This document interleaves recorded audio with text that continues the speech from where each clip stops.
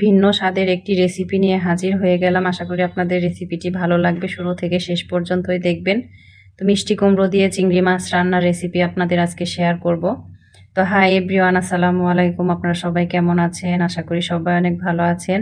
আলহামদুলিল্লাহ, আমরাও সবাই ভালো আছি। তো এখানে আমি অনেকটাই চিংড়ি নিয়ে নিয়েছি, এগুলো আমি কেটে পরিষ্কার করে নেব। আর এক ফালি হচ্ছে মিষ্টি কুমড়া নিয়েছি। তো আমি অল্প করেই রান্না করব, আমি যেটুকু রান্না করব সেটুকু আপনাদের সাথে শেয়ার করছি। তো এই তো আমি চিংড়ি মাছগুলো কেটে পরিষ্কার করে ধুয়ে নিয়েছি। আর এখানে হচ্ছে মিষ্টি কুমড়ো ছোট ছোট কিউব করে কেটে নিয়েছি, কাঁচামরিচ পেঁয়াজ ফালি করে নিয়েছি। এখানে আমি সব কিছু রেডি করে নিচ্ছি রান্নার জন্য প্রস্তুতি। তো এই তো আমি সবগুলো দিয়ে রান্না করব না, যেহেতু আমি অল্পই রান্না করব, অল্প চিংড়ি দিয়ে রান্না করব। আপনারা হচ্ছে যতটুকু রান্না করবেন ওই পরিমাণ হচ্ছে চিংড়ি বা মিষ্টি কুমড়ো নিতে পারেন। তো এটাকে মিষ্টি কুমড়ো মিষ্টি লাউ বলে, এক এক দেশে এক একটা নাম। তো যাই হোক, আপনারা কি বলেন অবশ্যই কমেন্ট বক্সে জানাবেন। এখানে আমি আদা রসুন হলুদ মরিচ লবণ সব কিছুই নিয়ে নিয়েছি।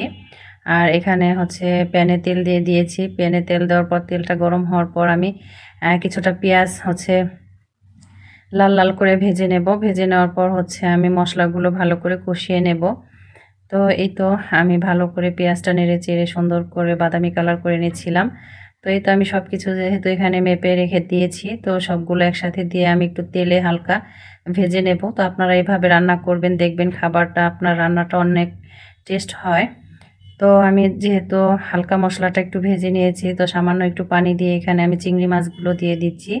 তো এখানে আমি সবগুলো চিংড়ি দেইনি, তো অর্ধেক চিংড়ি দিয়ে আমি হচ্ছে রান্না করছি। তো এই তো আমি চিংড়িটা ভালো করে কষিয়ে হচ্ছে এবার কেটে রাখা কিউব করে মিষ্টি কুমড়োগুলো অ্যাড করে দিচ্ছি।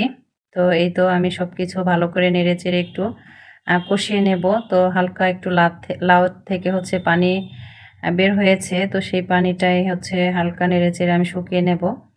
তারপর আবার অল্প কিছু পানি অ্যাড করে দেব। তো এই তো আমি অল্প কিছু পানি অ্যাড করে দিয়েছি। তো পানি অ্যাড করে দেওয়ার পর হচ্ছে আমি 5টা কাঁচামরিচ ফালি করে দিয়ে দিলাম। তো 5টা কাঁচামরিচ আপনারা যে যেমন ঝাল খাবেন তেমন দেবেন। তো আর মিষ্টি কুমড়োর তরকারি তো অত ঝাল হলে ভালোও লাগে না। তো দিয়ে দিচ্ছি সামান্য চিনি। তো এটা হচ্ছে নামানোর কিছুক্ষণ আগে অ্যাড করবেন। তো সামান্য একটু চিনি দিলে এটা খেতে ভালো লাগে।